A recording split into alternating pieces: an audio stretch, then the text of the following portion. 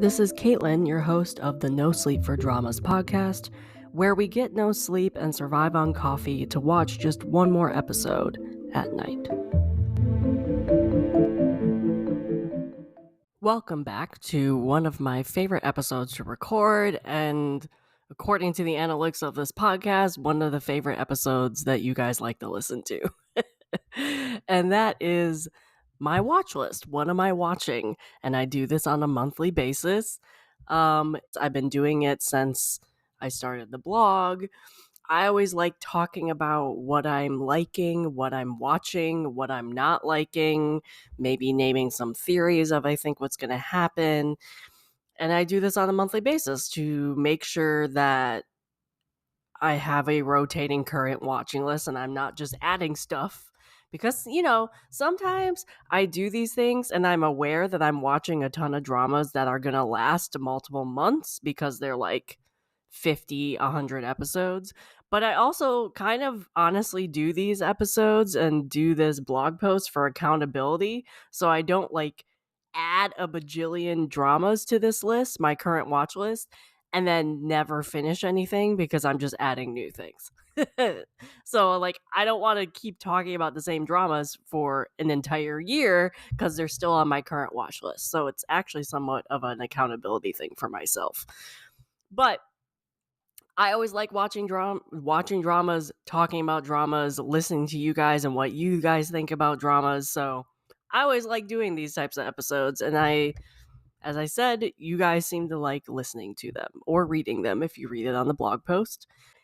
This will be a blog post, so I will be going off of what I wrote in the blog post for my current watch list of March, but I'll be elaborating. I'll be giving more detail, more opinions, talking about theories. So if you want to follow along on the blog post and have a little bit of an outline of what I'm going to talk about, and they will also have the links to all the dramas that I am currently watching that I mentioned in this episode in that blog post. You can go over to the blog right now. That is NoSleep4Dramas.com, and you can find the March current watch list for 2024, and you will go and see all the dramas I'm going to be talking about. And let me tell you, it's actually a lot. I dropped a couple dramas this month, and I also started a certain Japanese drama, which caused me to want to watch all the Japanese dramas in the world. So not only did I drop some dramas, I also started multiple dramas. So fair warning, a lot of my dramas on my current watch list, I've only watched the first episode to get them on my current watch list. So my opinions might change drastically come April, or I might have finished them, or I might even have dropped them. Who knows? So we'll see. But needless to say, my watch list is actually really long. And I try to somewhat keep my watch list at a reasonable number, like below 10, especially because I watch a lot of airing dramas, and the ones I dropped were actually airing Korean dramas. So I'm only watching 1 or 2 airing dramas right now. That will change tomorrow because there's one that I potentially am watching if I have access to it. So yeah, I all of a sudden went from 4 dramas to 11, and I'm going to be adding more this coming week. So there's a ton to talk about. But I'm not mad at that. I like variety, and I'm going to be finishing some things in the next week too, so it's there's always something moving on or off my current watch list. So, I think this introduction has been long enough. I know you guys want to actually hear what I'm currently watching instead of me just blabbering on. And so, yeah, let's just get into what I'm currently watching in the month of March, what I think about it. I'm going to go in the order of what the blog post is. So it's going to be Korean dramas, Chinese dramas, Japanese dramas, anime, Taiwanese dramas, and then anything underneath that, like Thai or any other show I'm watching or whatever will be. So that's usually the order of my blog posts. So that is what the order I will be talking about my dramas here. I'm also kind of going to be doing a little, if they're like new, like brand new, and I have never talked about them before, I'm going to kind of do a little intro to those dramas now instead of just going right into them. Because maybe you guys might not know what the heck this drama is. So, yeah. So we're going to start out with Korean dramas today. The first one I'm going to talk about is The Midnight Studio. And this one started last week, I want to say, because I watched the first 2 episodes. It's 16 episodes. It's Monday, Tuesday drama. It ends sometime in April. Little side note. So I looked at all the dramas that I loved, specifically Korean dramas. I looked at all the Korean dramas I loved in 2023. And I want to say at least 3 or 4 of my top dramas of 2023 were from ENA, which is a network. And then I have one of my top dramas already in 2024 that was also an ENA network show. So, and some other ENA networks that were really good. Some I watched, some I didn't yet, were like The Kidnapping Day, Extraordinary Attorney Woo, Tell Me That You Love Me, like Flowers and Sand, like just to name a couple that are also from that network. So anytime I see a Korean drama that is from that network, it immediately goes on my plan to watch list. Unless I like absolutely know I will not like it from the trailers or something, it immediately goes on that plan to watch list because just the track record of my favorite Korean dramas and that network matches up beautifully. So when I saw that The Midnight Studio was going to be an ENA network drama, I immediately was like, I need to watch this drama. And then you have such a great cast. You have Ju-won, you have Kwon Na-da, you have Yoo Soo. Like, those are some great actors and great actresses. And I was excited to see Kwon Na-da's and Ju-won's pairing together. And the first 2 episodes like have a little inkling of what that might be, but like there's not a ton of that.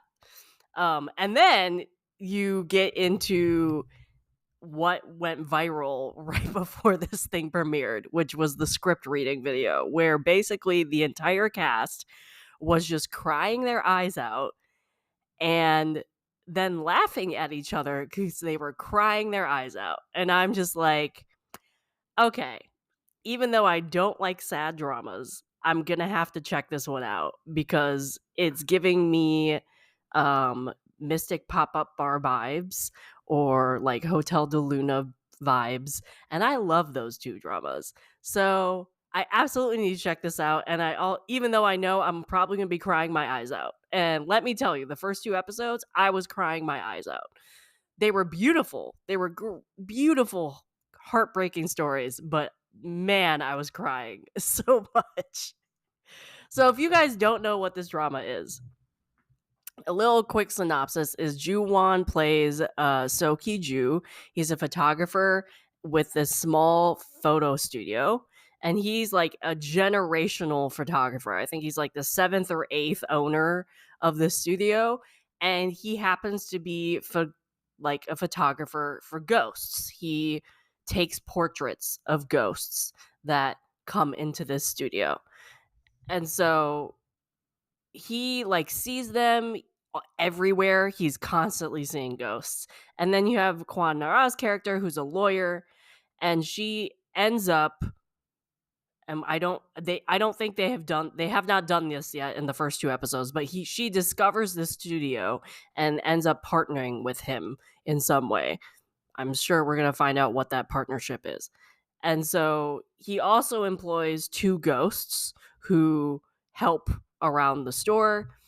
And like the heartbreaking part of this drama is like you find out the stories of these ghosts, and he essentially like grants the ghosts like their last wish and takes a photo of that, and then they can move on to the afterlife or wherever they want to go.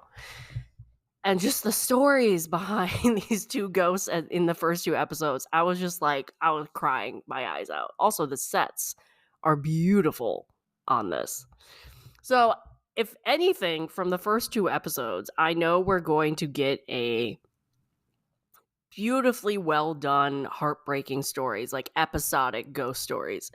And then we also have some overarching mysteries, like it was discovered that Kwan Nara's character can somehow protect Junhwa's character from these ghosts with like a shield, I guess, and like he wants to discover more of what that means, and she can see ghosts and has always been able to, but like doesn't really know what that really means. So they're kind of discovering that together.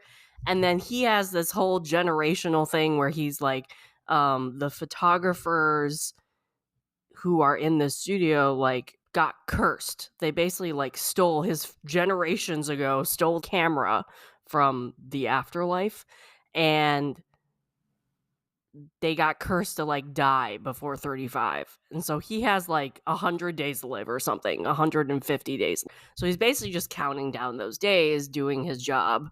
Um, we obviously are probably going to have something come up with that, and they're going to try to fix that maybe. And obviously we're going to have like a romance, and then the two ghosts, the two side character ghosts also have a story and probably also have goals on what they need to do to move on. Like I'm I really hope this drama is a good drama because this cast deserves a good story.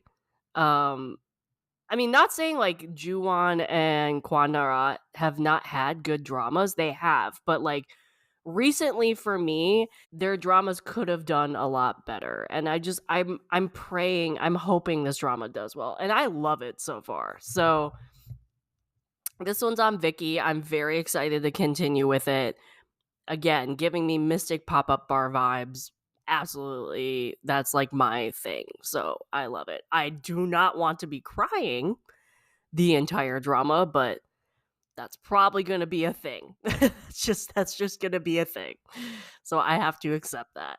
Okay, so next one I'm going to talk about is the only other Korean drama I'm watching right now. And again, this is one of those where it's 50 episodes long. I'm going to be talking about it for a while. I did make more progress on this. This is Bad Thief, Good Thief. I'm still in, as I mentioned, in like February and I think even January. I'm still in the children phase. Like they haven't become adults yet. So I've learned more about the backstory. I've learned more about the relationships between these characters and these children. It is building a story that will be fun to watch play out in the future, but I need them to become adults at this point. The story essentially is going to happen when they're adults. So the fact that they're still children, and I'm sure they're going to be flashbacks, whatever, but it's very well acted. And I mean, you can see, I'm really still curious if there's any historical significance to this drama, because it's very clear that it's somewhat based off of something historical in Korean history, um, with this whole legacy of robbers and things like that. So it's an interesting backstory. It's just 50 episodes long, and I don't know. I think one of the reasons why I tend to watch these dramas for a very long time is because I watch a couple episodes and then I go and like watch other episodes, and then I watch more episodes and I go back, and so it's not something I'm binging or anything like that. But I'm still enjoying it. I'm not dropping it. I'm still really curious how the story is going to go. It looks like it's going to be a fun time when they become adults, because one of them's like a thief and goes around stealing things, but he's like a comedic thief. I'm sure there's going to be some heavy stuff too, but and I like all the adult actors. I want to see them eventually. So I'm not dropping this one. This is the only other Korean drama I'm watching currently. I'm starting some, but that's it for the Korean dramas. Okay, so let's move on to the Chinese dramas. I'm watching 3. First one is a rewatch. It's Detective Chinatown season 1. I watched this when it came out in 2020, and I don't remember a ton. Like, as I'm watching it, I think I've watched 5 episodes now. It's out of 12. As I'm watching it, I remember it, but when I clicked play, I didn't remember anything about it except for the characters. And the reason why I'm rewatching this is because they just released a season 2, and I know I liked season 1, so I wanted to watch season 1 again to remind myself in case season 2 is like based off of it. Because I kind of remember that the ending like is not like a cliffhanger or anything, but you definitely needed a season 2 type thing. So I'm rewatching season 1 because I want to watch season 2. And as I'm watching, and I've watched, so how this is built is you have 12 episodes, and every 4 episodes is a case, like within this mystery. And so it's split into sort of mini dramas. Like some of them have characters that you see in multiple dramas, and then some stories, some of these cases are completely not involving anybody you have in another case. So I kind of remember writing, so Detective Chinatown is a very, very popular movie franchise in China. I think it's had 4 movies, I want to say. And it's basically like about, like, the movies are basically about a guy who travels to Bangkok and solves a murder. And then it's a comedy. It's an action comedy. And then they've obviously made sequels out of it too. And so it's about this guy who hops around to different countries and solves cases. And I remember after I watched season 1 of the drama, because they're all like side characters off of this movie, it was very clear that the drama was like a promotion for the movie franchise. I remember thinking that, or maybe even I wrote it in my review of it 3 years ago.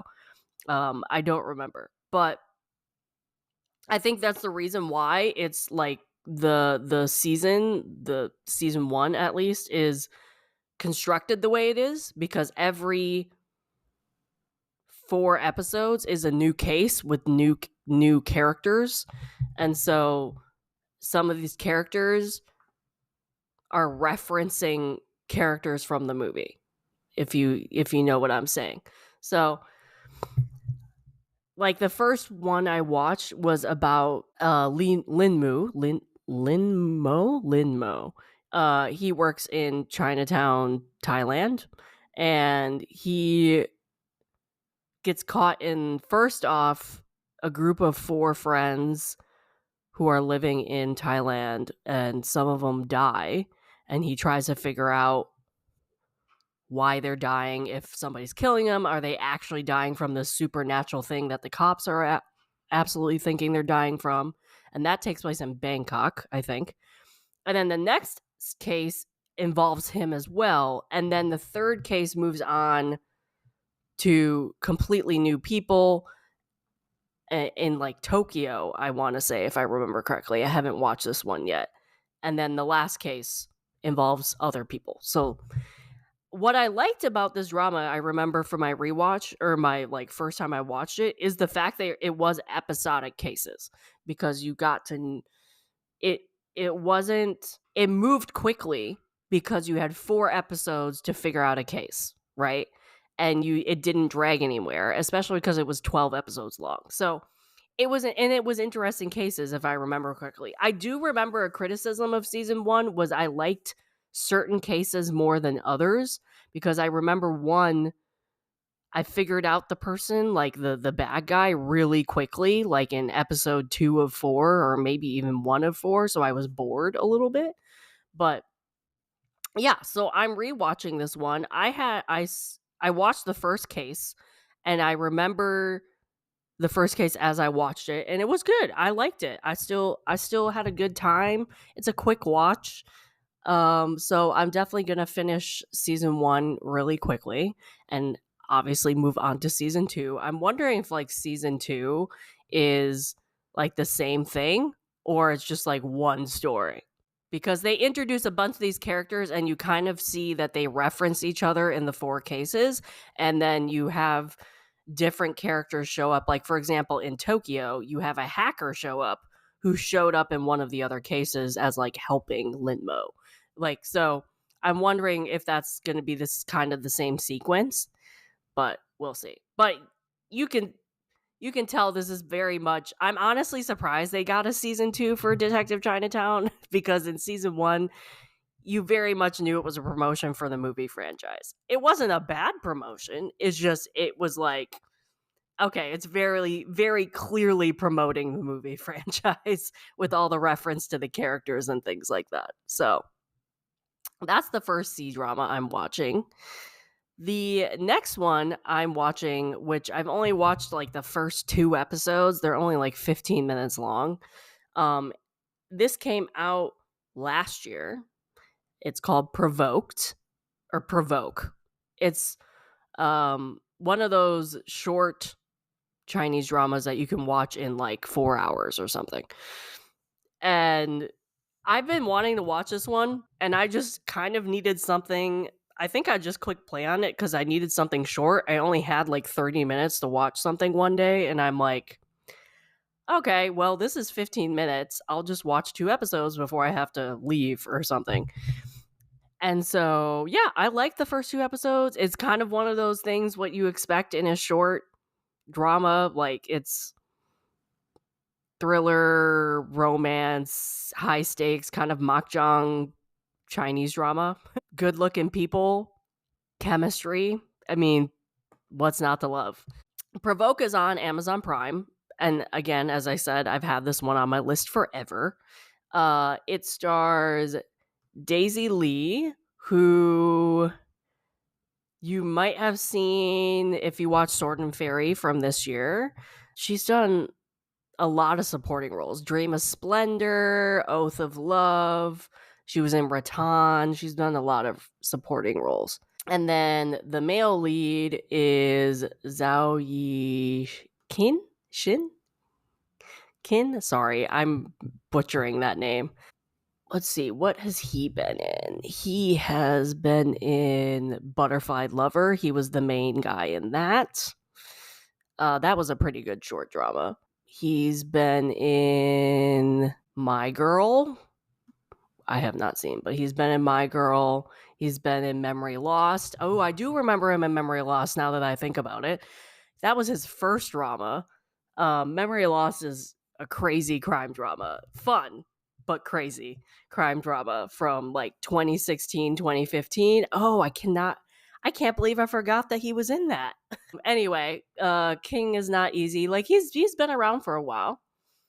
You would recognize him, especially from Butterfly Lover. Especially because he was the main guy. And also stars Wang Rolin. It stars Min Shin Han, Wang Xingwei, which I think Wang Xingwei was from Ancient Detective, if I'm not mistaken. Yep, Ancient Detective. He was one of my favorites in Ancient Detective, actually.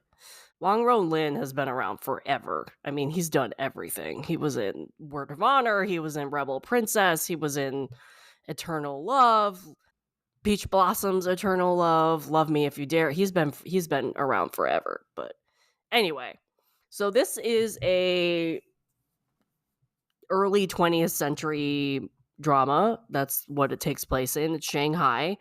The female lead is a singer at a local club. Who Wang Rolin's character who owns it. He's like a mogul. He basically is a rich guy.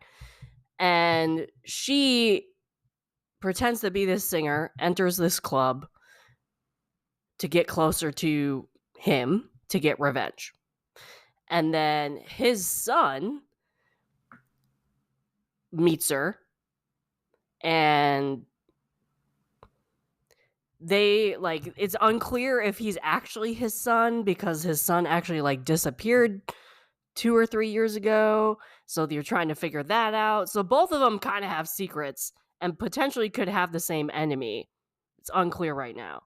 And then obviously they are attracted to each other and they are curious about each other because they're both really sketchy. So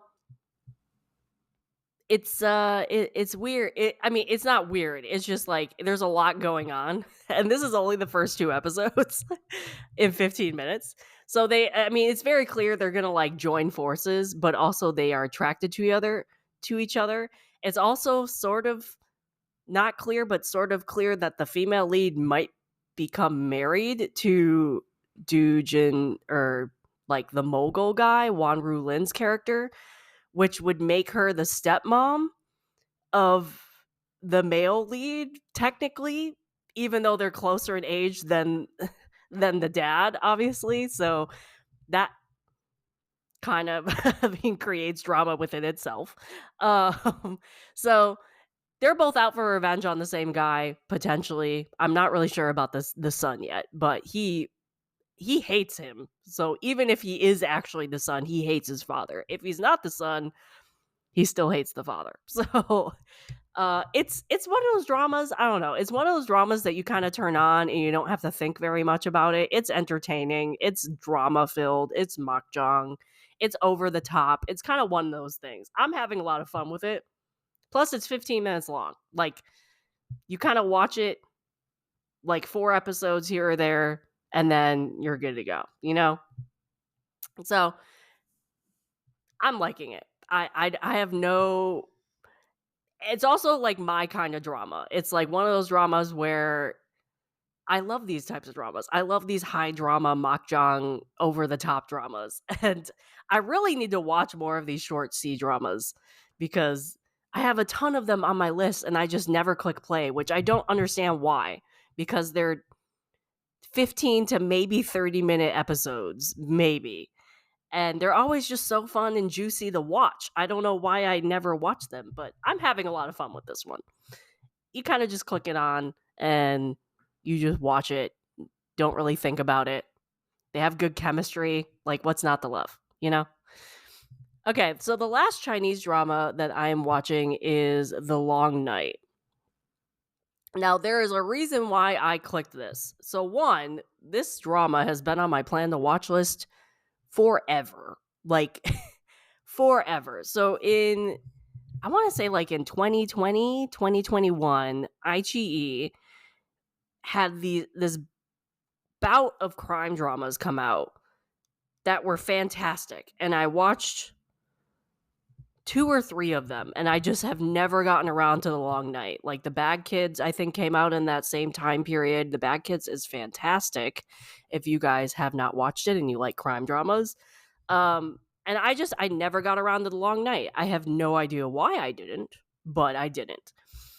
And it came out this year that Korea is doing a Korean remake of it. And I'm like, well, I kind of want to watch the Chinese version before I watch the Korean version, so I need to watch the Chinese version. And like, no one knows when the Korean version is going to air. Like, it supposedly is coming out sometime this year, but maybe not. Maybe it might not even come out until next year. Who knows? The Long Night is part of the Light On series, if you're familiar with that crime series that iQIYI does. And again, it came out in the time where the Light On series was good. There's a couple hit or misses in later years with that one. But anyway, needless to say, I heard that Korea was doing a remake, so I was like, I need to watch the original because it's been on my list for years and I haven't. And one of the reasons why it was on my list in the first place was Bayou's in it. And I love Bayou, so like I need to watch it. Also stars a bunch of other really good prominent actors. If you're one of those people who need like actresses in their dramas, this is not for you. There's a ton of men in this drama because they're all cops. But yeah, one of the main reasons is Bayou's in it. So I was like, well, I need to watch this drama because I need to see what Bayou does. But it stars Lao Fan, it stars Ning Li. Ning Li has been in everything. I mean, he's been in Ripe Town. He was in The Bad Kids. He was in Burning Ice. He's been in a ton of crime dramas. He's really good actor. And then Lao Fan, again, has been in like everything, like Lost in 1949, all the crime dramas. Everybody's kind of known for their crime dramas. But the reason I'm like, again, Bayou's in it, and I was just really curious because I've never heard of him do like a crime drama before. So I was like, okay. And I'm not going to spoil anything, but like episode 1, I'm like, oh, okay, that's where we're going with this. All right, was not expecting what happened in episode 1, especially with Bayou's character. So I was like, okay, all right, this is where we're going. Okay, so a little quick synopsis of it. It's at least from episode 1. You have a guy who has hundreds of witnesses, shows up at this train station lugging a suitcase, and he yells bomb, and like they evacuate the train station, and they think like they bring in the bomb squad. The bomb squad opens it thinking it's going to be a bomb, and it's actually a dead person in the suitcase. And the suspect confesses and like fesses up and says, yes, I killed him or her. I signed the confession. And then like nothing seems out of place with this case. Everything is like it's an open shut case. There's nothing wrong with it, right? Then the case goes to court, and you basically like the guy who brought the suitcase into the station all of a sudden says, I didn't do it. And everybody's like, well, what do you mean you didn't do it? You like signed it, you were caught, you dragged this suitcase through all the way from Timbuktu to this train station. Like, what do you mean you didn't kill this person? And he says this in court. So they're like, okay, what does this mean? And so they bring in this special cop guy who's known for breaking these impossible cases. And that's pretty much where I'm at now. So he's this all happens in like episode 1 where he confesses he didn't do it. They're like, what do you mean? And they bring in the cop guy. And apparently, according to the synopsis, you spend then this is a 12 episode drama, the next 11 episodes trying to figure out if the guy actually did it, if he didn't, what actually happened, what does this all mean? And that's pretty much the setup of the case. And I'm really curious to see where this goes because episode 1 was fantastic. It was like, oh, okay. As I said, oh, okay. This is where it goes. All right.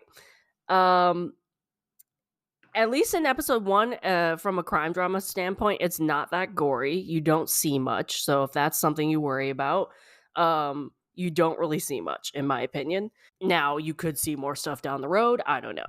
But I thoroughly enjoyed episode 1. I really am sad that I didn't watch this sooner. I'm really curious of where this is going because something's going on. Like, I don't know what it is, but something's going on. And the fact that I don't know what it is makes me more excited to watch this because I love that I can't guess anything. So, yeah, that's The Long Night. And just FYI, it has one of the highest ranks on MDL and Dobon and like everything I've seen about this drama. Highly, highly recommended. Just FYI. Okay, so the next country we're going to go to Japan because I'm watching 4 J-dramas. I'll tell you why. I Love You. I'm so addicted to this drama. I Love You, and I've talked about this drama multiple times. I was excited when it was announced in January. I was excited when it was finally coming to Netflix. I'm so glad I'm watching it now. Like it's adorable. It's so cute and I want more of it. Currently there's only 5 episodes up on Netflix. Rumor is that the last 5 are coming out on the 21st apparently, but also MDL says it ends the 26th. So I'm not sure when we're getting the last 5. So I'm also watching this pretty slowly so I don't like watch all 5 and then have to wait until it drops. But I think we're going to get the rest of them in at least by April, I have to say. But I haven't seen anything confirming anything. but we'll just have to see. But either way, I've watched the first 3 episodes of this, and I absolutely love it so far. Just a quick thing, because I know I've talked about this on my social media multiple times, but in case you guys don't know, this stars Chae Jung-hyup, yes, the Korean actor Chae Jung-hyup, also stars Nikaido Fumi and Nakagawa Taishi. Nikaido Fumi you might know from Shogun, which is currently airing. Nakagawa Taishi, you would recognize him. He's in a lot of stuff. I like him a lot. Anyway, so you guys don't know, quick synopsis. You have Nikaido Fumi's character. She gets in an accident, and then after the accident, she can hear people's thoughts. And so if she looks them in the eye, and she often doesn't like looking in people's faces or eyes because she understands what they're thinking because it's all Japanese and she doesn't want to know what they're thinking. And then she meets Chae Jung-hyup's character, who's Korean, who is a Korean student. He's been in grad school for 2 years. He delivers food. He's obsessed with sea otters. He's studying conservation, environmental conservation, I think. Very straightforward. You immediately know he likes her from day one, and it's not even him thinking it. He actually says it. And she likes the fact that she can look at him and his thoughts are Korean and she doesn't understand what he's thinking. So that's what she likes about it. So yeah, she and him are just adorable, especially him. He's a puppy. He's a puppy the entire time so far. I've only watched the 3 episodes, so we'll see. He's a puppy. He's such a puppy. So it's so funny because she's kind of more reserved. She's a little more closed off. She doesn't really know what he's doing. She's like, I don't know what you're doing. You're cute and I'm intrigued and you feed me, but I don't know what you're doing. And then he's over here being like, I like you. I'm going to shout out my back window to tell you I like you and to find out what you like to eat. Because basically he feeds her. She gets hangry and he's like, okay, are you hungry? Okay, we'll get you food. So it's just adorable. It brings me happiness. I love watching it. I'm watching it slowly so I can not have to wait for more episodes when I'm actually at episode 5. I know some people have said they don't like the fact that the production doesn't translate his Korean thoughts. I actually like that. Not that I understand Korean. I don't understand what he's thinking. I can pick up stuff. There's a couple things that I've picked up and saying oh, okay, he said this. But I don't know. I think it adds some. I think it brings a connection of the female lead closer to the audience because since she doesn't understand Korean, they're not translating what she doesn't understand, and I don't know. I'm like that. I think that's really unique. I think that was a smart choice with the drama. I know other people are it's driving up the wall that they can't understand what he's thinking. I've seen that on social media a lot, but I don't know. I like it. I'm curious what they're going to do though, because she is so closed off. Even I've only seen 3 episodes. She's very closed off. She's like, I like the fact you give me food, but that's it. And so I'm really curious if that's gonna last the entire drama until the last episode, or she's actually gonna open up a little bit, because she has some stuff going on in her life and you can tell she has some trauma, especially with the accident, that I think could lead to some great conversation. But she needs to open up a lot, and she has a lot of opening up to do. She's very reserved, whereas he's an open book. I mean, there was this one scene, I think in episode 1, where she goes back to his house for food and it's covered in sea otters, and it's just adorable. He was just showing her all the sea otters and just talking on and on about sea otters, and he's so cute. Yeah, and then we all know from various other news outlets that there's going to be more pairings of Korean and Japanese actors in Korean dramas and also Japanese dramas that I'm kind of excited for. I'm a fan of that. So curious to see what those will do. But yeah, I need more episodes of this because I don't want to get to episode 5 and then have to wait 3 weeks. So we'll see how this goes. But I'm absolutely adoring this drama. I think it's adorable. Also, all the social media stuff that they've done, like behind the scenes stuff, is adorable. I've watched all of it. All right, so due to the fact that I am thoroughly enjoying I Love You, I clicked play on basically 2 other Japanese dramas that I have been wanting to watch for a while. Well, one I've been wanting to watch for a while. Another was a recommendation, which I'll get to. So the one I've been wanting to watch for a while is called The Full-Time Wife Escapist. It's been on my list for a long time. And I was like, well, let me just click play. You know, I like a good contract marriage, and I feel like I don't watch enough Japanese dramas, so why not? And I clicked play on this one, and again, the first episode was adorable. I'm a sucker for contract marriages. 2, I'm a sucker for male leads who are reserved and like don't really know what to do when they're in a situation. And that is basically what happened with Full-Time Wife Escapist. Like, you have a very bubbly, outgoing female lead who she goes and starts cleaning this guy's house, pretty much.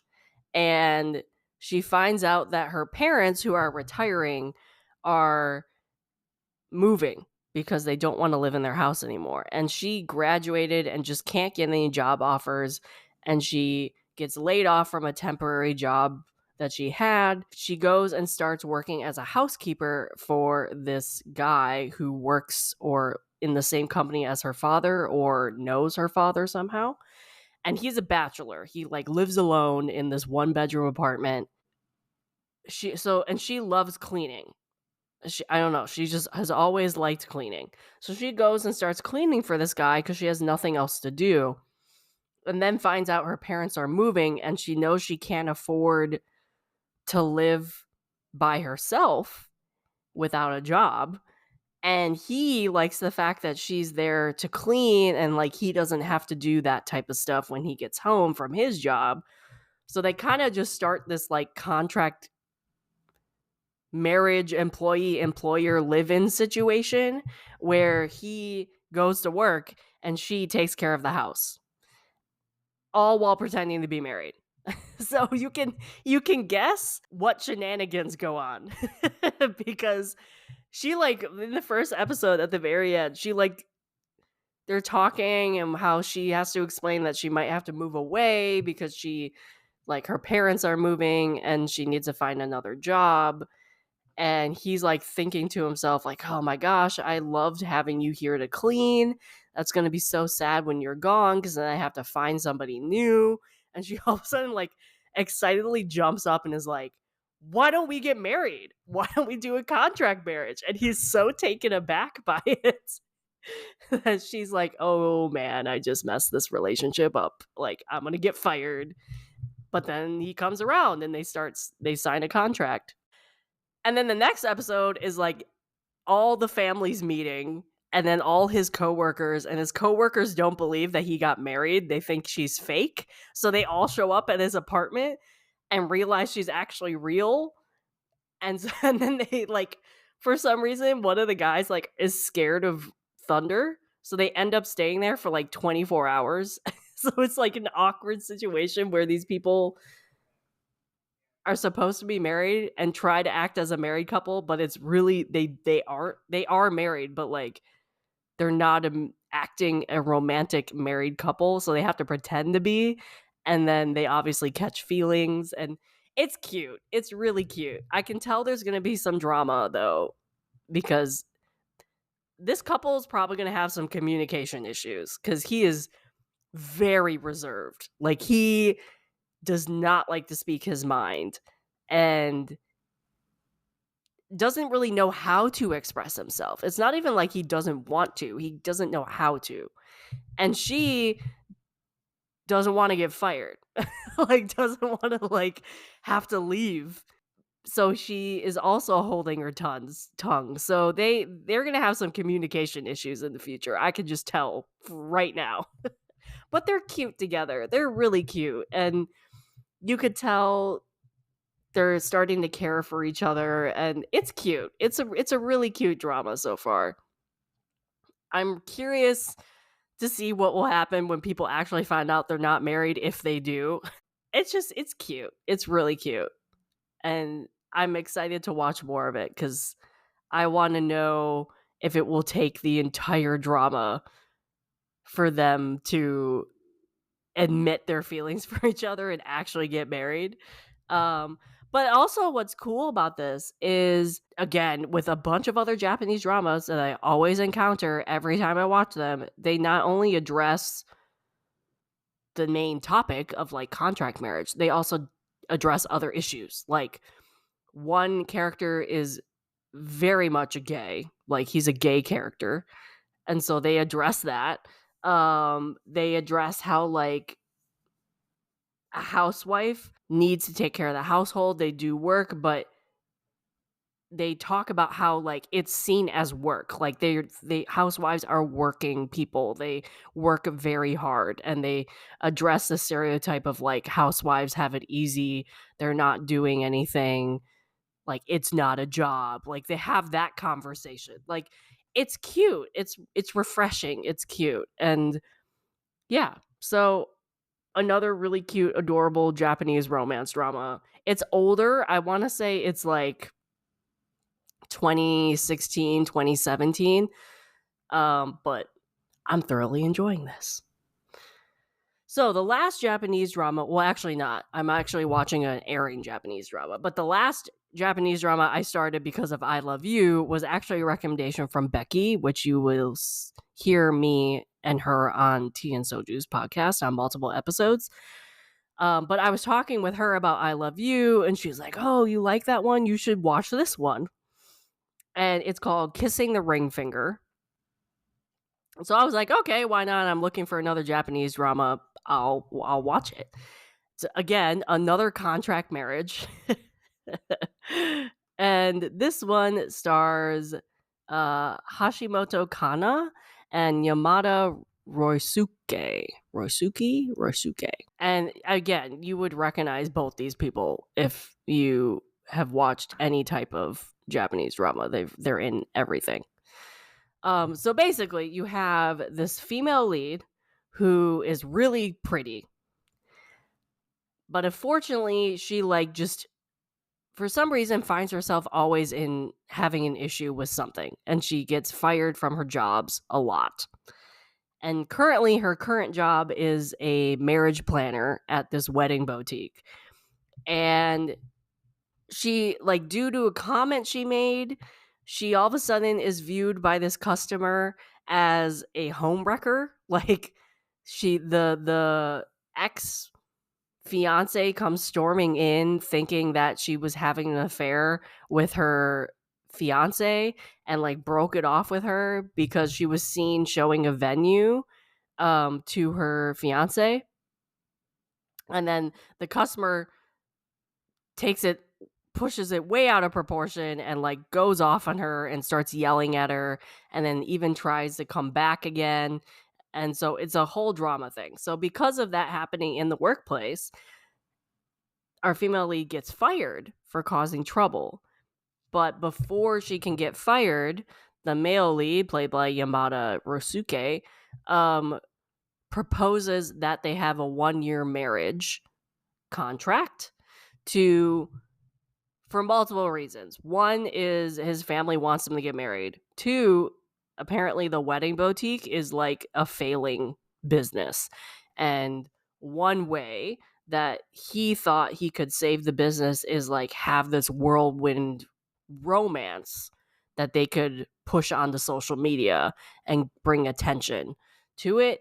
And so that was the contract they signed. And what's hilarious about it is like the male lead is very grumpy. Like, he doesn't want to do anything, and they absolutely hate each other. Like, she, at least in the first episode, speaks her mind and is very blunt and just like is not the typical, at least in the first episode, not the typical goody two shoes female. She's not mean about it. She's not mean. She just is blunt. Like, she had this conversation, or she overheard this conversation between her coworkers talking about her, and they were talking about her in this like customer brawl that they had in the shop. And she comes in and kind of has a comeback. She says something, again, not mean, but kind of just like standing up for herself because the employees were talking about her. Now the employees don't particularly like her because she is kind of standoffish. She speaks her mind. She doesn't try to be friends with anybody. Like, she will hand out these gifts and they're all like, oh, yay, thank you, and kind of just put it aside and not talk about it again. So it's refreshing in terms of her character because, like, I don't think I remember the last time I've seen a character like her in this type of drama where she's so standoffish. And she, like, in the contract negotiations with the male lead, she demands things. She doesn't just accept things. She's like, I need you to write this in the contract. I need you to do this. I want this. I want this. You need to add extra for this. So it's hilarious to see her, especially him and her, react because they butt heads so much. They like want to kill each other. So I'm excited to see their relationship move forward because it's not like I can tell. It's not like one of those things where they absolutely hate each other and there's no way you can see a direction that they could go and become a couple at the end. Like, you can tell it's kind of moving in that, and you can tell they're kind of softening up to each other even in the first episode, but we just have a while to get there. So it's fun. It's a fun one, and especially her. Like, she was so refreshing in the first episode because she just kind of was like, and like, what do you want me to say about that? And then she has a family that is so welcoming. Like, she comes from a poorer family, lots of children, mother, father, but they're warm and they're welcoming. And he, on the opposite, has a very cold family and very strict upbringing. And so you can tell their families are kind of going to help them in a way, especially her family with him. So I'm enjoying this one too. Again, it was the first episode. I probably like the other two more right now just because I was so taken aback with how blunt her character was. I was like, oh, okay. But I can see where this is going to become cute and this is going to be a nice watch. Okay, so the last Japanese drama I'm watching is Shogun, which is an airing drama on Hulu. I love this drama. It's a gorgeous drama. It's 10 episodes. I've watched 4, I think. I think there's 4 out. It's American made. It's gorgeous. Like, the costumes are gorgeous. The scenery is gorgeous. The setting is gorgeous. It's just so pretty to look at. Like, because it's American production, you obviously see some nudity. You have swear words. You see a lot more than what you would see in Asian dramas, even more like what you see in Japanese dramas. And in terms of Asian dramas, Japan has a little more skinship than others, but you see a lot more because it's American. It's also really brutal. So Shogun takes place it's a historical Japanese show, right? So it takes place in like 1400s, 1500s, early 1500s. You have Portugal, who is training with Japan, and you have this Englishman come in on a Dutch ship, and he basically shows these Japanese clans that there's more out there than just Portugal. And you have all of these clans within Japan. First, historically, they were fighting each other all the time. And then they came to agreement that they would rule together. And you can tell that's kind of going to fall apart eventually. And it sort of did in episode 4, which is where the war came in. And that's why I said it was kind of brutal, because you have these warlords who want this power, and they've had this time of sort of peace for a while, and then it kind of, due to this Englishman coming in and these secrets of the Portuguese who were not really truthful with the Japanese, that's caused some tension, and then that obviously caused a war. So it's a little more violent too, like think Game of Thrones violent, I would say. Like the end of episode 4 was pretty brutal, I'm not gonna lie. But you have a lot of politics with this, you have a lot of characters, you have so basically these 5 regents of these clans are ruling. So the ruler died, he had a son.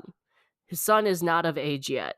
So these 6 clans appointed these regents to help rule and united Japan and kind of ended this civil war that was going on. So then you have the Portuguese come in, who's going to be like trading with these people. And then these regents kind of started infighting. They didn't like the fact that they were ruling together. They wanted to kind of take each other out and kind of rule as one. And then you still have the sun in the background. So there's a lot of politics going around, which means there's a lot of characters. There's a lot of family. If it's not that, if you aren't into that type of thing, this might not be the show for you. But it's not confusing. Like, you'll watch it and you'll understand what's going on. At least for me, I didn't find it very confusing. Yes, there's a lot of characters, and yes, there's a lot of like clans to keep track of, but I personally didn't find it that confusing to keep track of them. So one thing I will find interesting though is it took me a while to realize this, but so you have the Japanese actors are speaking Japanese. Then you have everybody else who's not Japanese speaking English. And for the longest time, I just thought they were speaking English, but then you realize they're actually supposed to be speaking Portuguese. They just decided not to have them speak Portuguese. So anytime you hear English, they're actually speaking Portuguese. So that took me a little bit to understand that. Yeah, and then you have like the church, the Catholic Church is around, so you have religion and like Protestant versus Catholic stuff come into play. Like there's a lot going on, but it's really good. Like, I mean, Game of Thrones was that kind of way. There was a lot going on, but it was really good. So you have this English guy who kind of is like a fish out of water. He doesn't know what's going on. He doesn't understand the politics. He didn't even know Japan existed until he ended up on their shores. Like, so you're kind of seeing Japan through his eyes, but not in the there's been chatter where people were saying that I don't want another white savior story. This is not it. Like the cast and the crew and the production have all come out and said like that is not what they wanted to do. They were very careful with that, especially because this was based off a book as well as was done in the 1980s, and in the 1980s that was very much how this story went. Apparently, I have not watched it. But the cast and crew very much like made a point to say they did not write this story and do this drama as like a white savior thing. They wanted to come from the Japanese perspective. They wanted to show the rich culture and rich history of the Japanese. I think they've been doing wonderfully. It's such a good show. And like honestly, I don't really know what I know. I did not explain that show very well. It's not confusing. It's just it there's just a lot going on, but it's so good. It's so good. And honestly, I didn't know what to expect, but I definitely did not expect what we got. Like, it's so rich and it's so has so much to tell, and there's so much they've done in the first 4 episodes. Like, I can't even imagine where this is going in the next 6 episodes. It's 10 episodes long. Like, it it's so good. It's yeah. And so if you want something that, like, it's different. It's so different, but it's so good and it's beautiful, and I'm loving it so much. The cast is doing fantastic. The guy playing John, the guy playing the English guy, he's hilarious because he has these, like, he's basically around Japanese people. So he doesn't know Japanese. So there's having these people having conversations about him, and they don't know English. So he speaks, and they also, a lot of them don't know Portuguese. Like, he has a translator, which I can see their relationship going, but, like, a ton of them don't know Portuguese. So he's either speaking English or Portuguese around them, and he has these, like, one-liners that are hilarious. Like, he'll be like yelling insults at this person, but through his expressions, he doesn't show he's angry, or he doesn't show, like, he'll look happy but is calling somebody a swear word, and it's absolutely hilarious. It's also fun because, like, everybody has an agenda. So you have a bunch of these people who are plotting against each other. You don't know who the good or bad guys are. You have some beautiful lines from the Japanese characters who are like one basically said like 3 lines just to say the idea that don't trust anybody, no one's your friend. Like, beautifully written lines. And it's just there's so much I could say about this show. And you could tell they worked really hard on this show and they did a ton of research, and it's a gorgeous show. And I don't even know what else I can say than that. It's like, if you if you liked Game of Thrones before that ending, but if you were a fan of Game of Thrones for a while, if you love a gorgeous show, if you don't mind politics, because it's very much a politics show, you need to try this one out. It's just it's gorgeous and it's so well done, and I could say that all the time. um, it's yeah, it's just so well done, and I can't wait to watch more. But again, it's becoming a little brutal. Like, the war scene in episode 4 was pretty brutal. So if you can't handle that type of stuff, you might want to not watch this. And it's not like episode 4 was the first time we saw somebody get killed, but, like, you have, like, heads rolling. Like, there's rolling, there's, like, limbs missing, there's, like, you see stuff. So just FYI, this is a violent show. So it's good. And it's also, like, it's interesting for me because I don't know much about Japanese history. And I love history, so I love learning about history, whatever the country. But, like, I always had a thing for Asian history in general. So I'm also liking this drama because it's about a time in Japan's history that I barely know anything about, like, at all. I knew, like, little bits here and there, but nothing as big as what this drama is showing. And I'm loving it. I'm loving it so much. Okay, so moving on. We're not leaving Japan just yet, but I also am watching an anime. And the reason why I'm watching this anime is because Korea is actually doing a live adaptation of it, and it's coming out April 5th, I want to say, on Netflix. It's called Parasite. Parasite the Maxim is the anime, and then Parasite the Gray, I think, will be the Korean name. Parasite the Maxim has been an anime that's been on my list to watch forever. I can't remember when I didn't have it on my plan to watch list. Um, and so, yeah, it's a good thing that this Korean drama is coming out because I finally am watching it. It's funny because this is a famous anime, like manga anime, highly rated anime, highly rated manga. The live adaptions in Japanese have done very well. Like, it's a well-known story.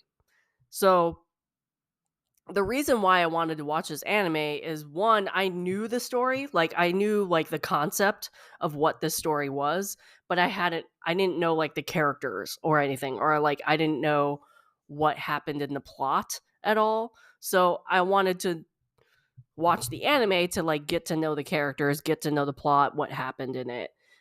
And then also if the Korean drama will be anything like the anime story at all. So I'm curious. That's one of the main reasons why is I want to kind of do a comparison, like compare and contrast with the live adaptation when it comes out, and see if it's completely different or if it's the same. And I think the live adaptation is only 6 episodes and the anime is 24, which is like 25-minute, 20-minute episodes.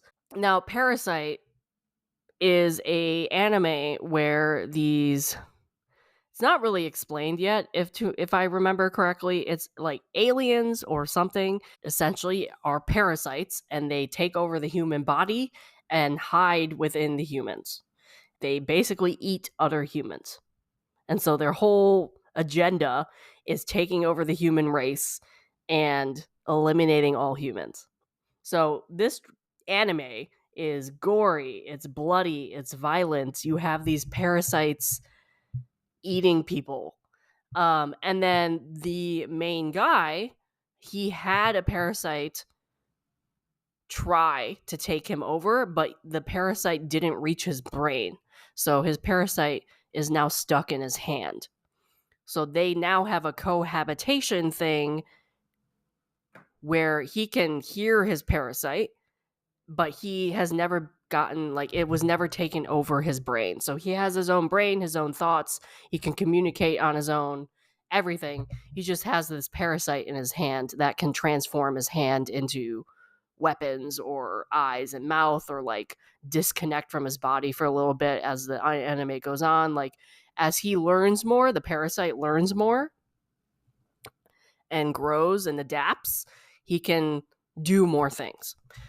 So it's kind of like the story where this human is trying to learn to adapt to living with this parasite in his arm, as well as his parasite is learning to adapt to a human living with a human, and then them having this cohabitation relationship where if they're discovered by humans, they're going to go off to like a lab. But if they're discovered by parasites, the parasites are going to kill them because they see it as a failed taking over of a human brain. So they're trying to survive basically without getting caught.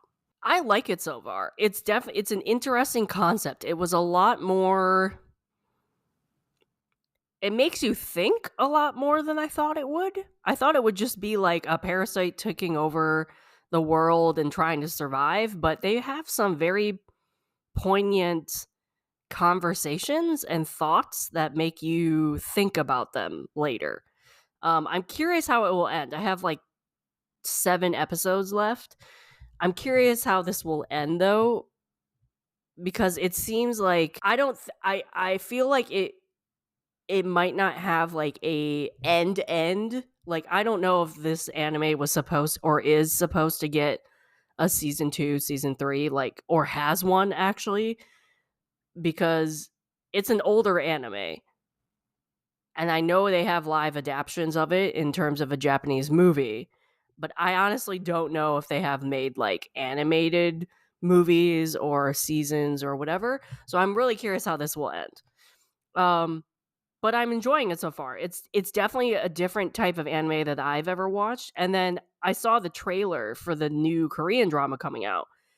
I can already tell from the Korean drama trailer it's different in certain things. So I'm gonna have a lot of fun comparing and contrasting this. It is bloody and gory though, even in the anime. So be ready for the Korean drama to be bloody and gory. What they did great though with the Korean adaptation is the parasites and how they look and their humans and how they interact with their humans is spot on so far from what I've seen in the trailer. So that's good. The one thing I will say about the anime though is there's like two romantic interests in the anime. I hate both of them for very different reasons, but I do not like any romantic interest in this anime at all. So I know absolutely is not going to happen, because something happened in the anime to say 100% that's never going to happen.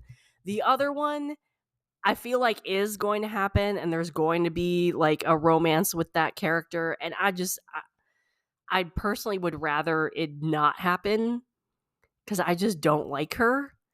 Because she says the same thing to him all the time, like every episode, and it's driving me nuts. But anyway, don't particularly like the romance. I like everything else about the drama, or about the anime. So I'm definitely gonna finish this. I have a couple other animes on my list I want to watch next, so we'll see what I'm watching next month. Okay, so we have two more shows I'm watching. The next one is a Taiwanese drama. I started this back in February and I'm still watching it. So that's the Light the Night season 1. I haven't even finished season 1 yet.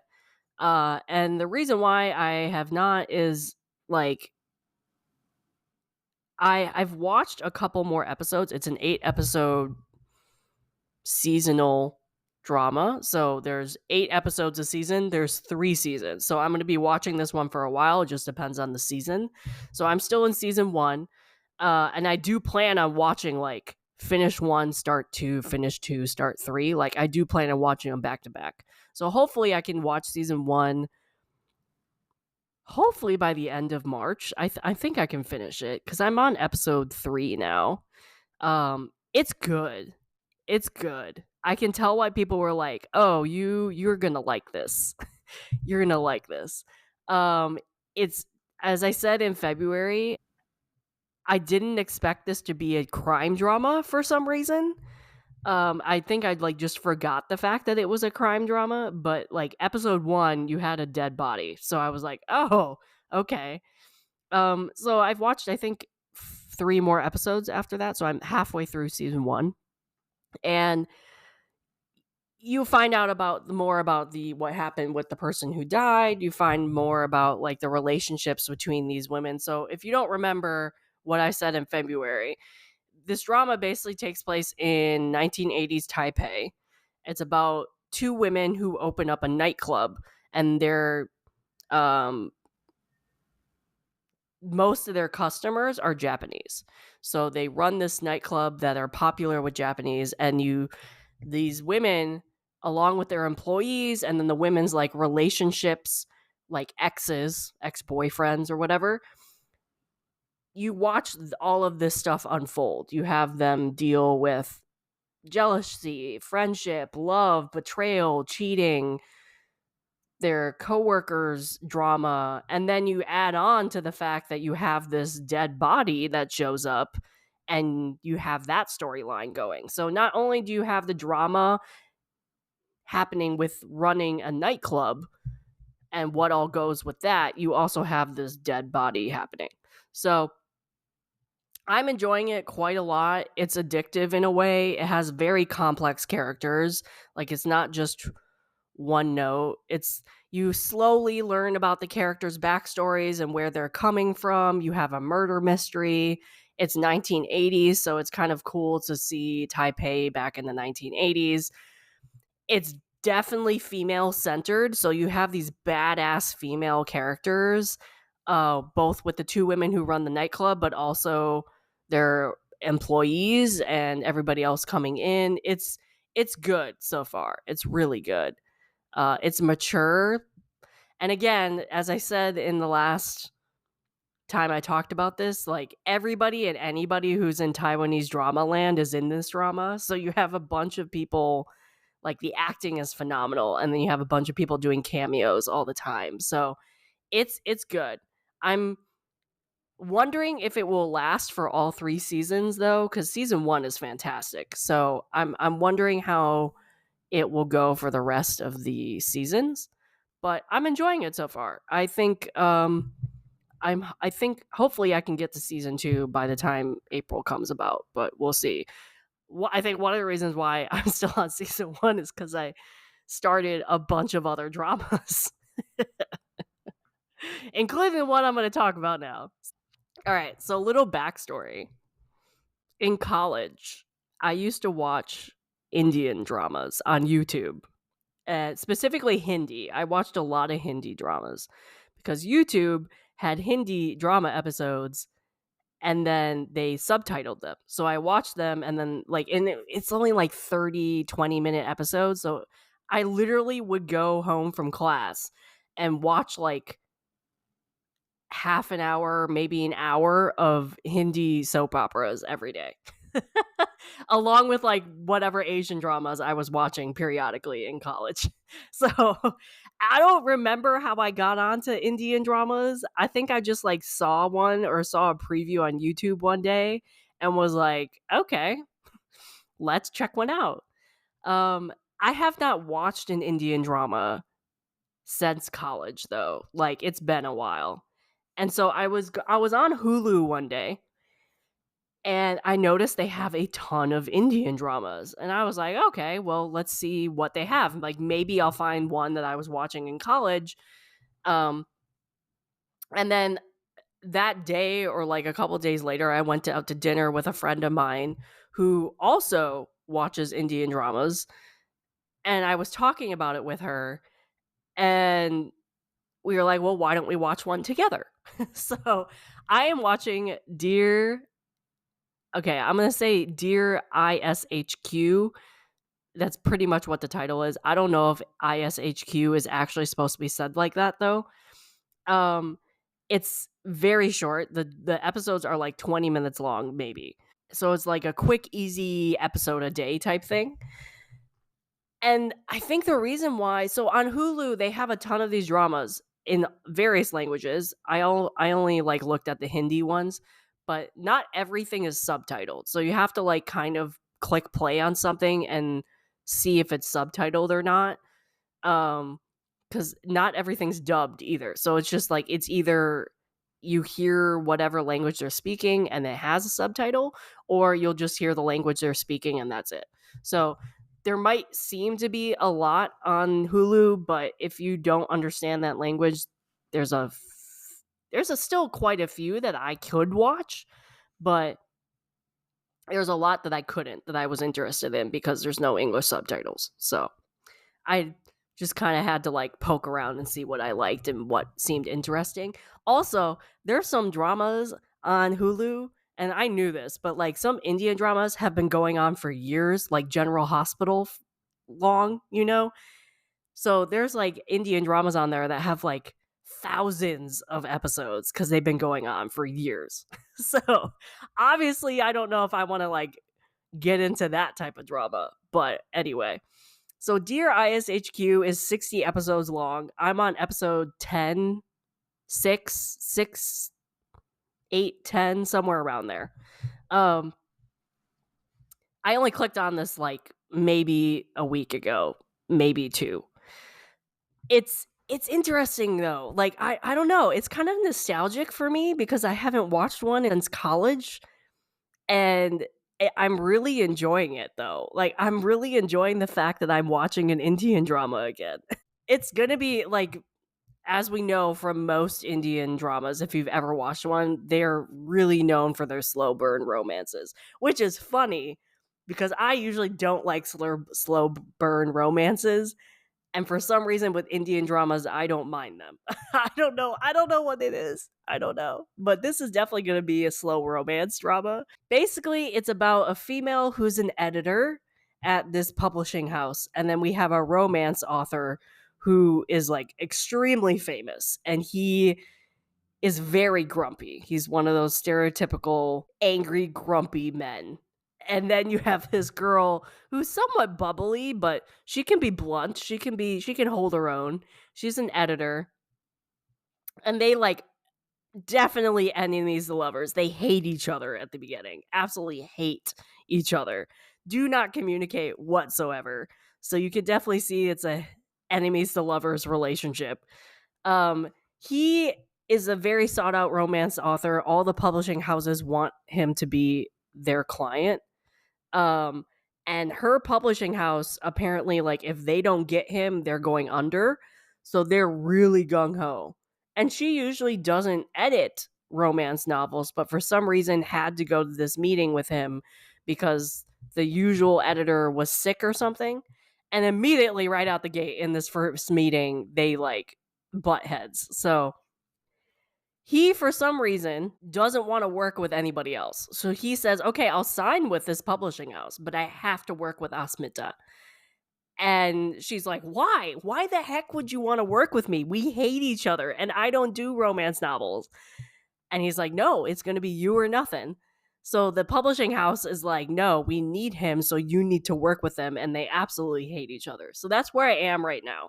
And there's a bunch of other drama that happens. Like, he's super famous. So, like, there's some, like, gossip that goes around that they're actually dating for, like, an episode. So it's fun. I don't know. I'm having a lot of fun with it. And again, it's probably because it's a nostalgia thing. I haven't watched an Indian drama in many years, but yeah, I'm really enjoying this one. So I'm definitely going to continue with this one as well. It's on the shorter side, as I said. It's only 60 episodes, so it will be interesting. I'm curious, like, what the ending will be if it's 60 episodes, though, because usually if they're doing well, they go on for years. So I don't know if, like, India has, like, changed up their production style, because this is a 2023 drama, I want to say.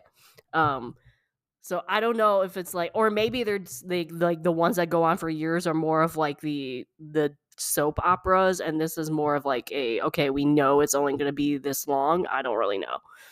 I haven't really have ever come across an Indian drama that doesn't have hundreds and hundreds of episodes. So I was surprised to see that this one had 60 episodes, because a lot of the ones on Hulu may have subtitles, but they're like currently airing and they have 300 episodes. Like, so I don't understand why this one only has 60, but it does. So I was like, I'm gonna just click play. Okay. But yeah, I'm enjoying this a lot. Again, it's probably nostalgia, but I'm enjoying it. It's very tropey, and sometimes the tropes work, So, but yeah, that's the last thing I think I'm watching, I want to say. As you can see, my watch list is really long. But again, that's what happens when you click play on like a bajillion dramas and watch one episode and then you don't know what to do. Like with Detective Chinatown, I clicked play on episode 1 and I'm currently on episode 6. And that's because I watched 5 episodes right away. So instead of watching the 4 other Japanese dramas I need to watch and finish, I don't know. I don't know what's going on. But anyway, I'm enjoying life. I'm enjoying my current watch list. I definitely am watching a ton. I'm starting more airing Korean dramas this coming week. So this list is just going to get longer and longer. I don't care though. There's a lot of variety on it. So I'm sure I'm going to have some off my list by the end of March, especially by April when my next watch list is out. But that's it. That is my March watch list and what I'm currently watching. And that is the end of this episode. So let me know, what are you watching? What have you completed recently? What are you liking? Are you watching anything that I am currently watching, or have you watched anything I'm currently watching? And if you did, please contact me on social media and let me know what you think. Thank you. Bye.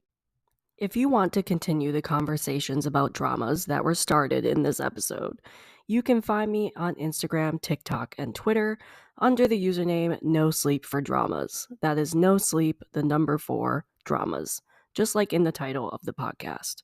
This podcast is also an expansion of my blog, so you can visit my blog at www.NoSleep4Dramas.com, the number 4 dramas.com, and find multiple years of blog posts already available at your fingertips.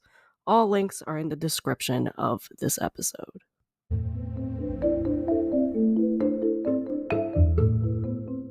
This has been an episode of the No Sleep for Dramas podcast, and I am your host, Caitlin. I will see you here next time, and I hope you get no sleep chasing the next episode just like me. Good night.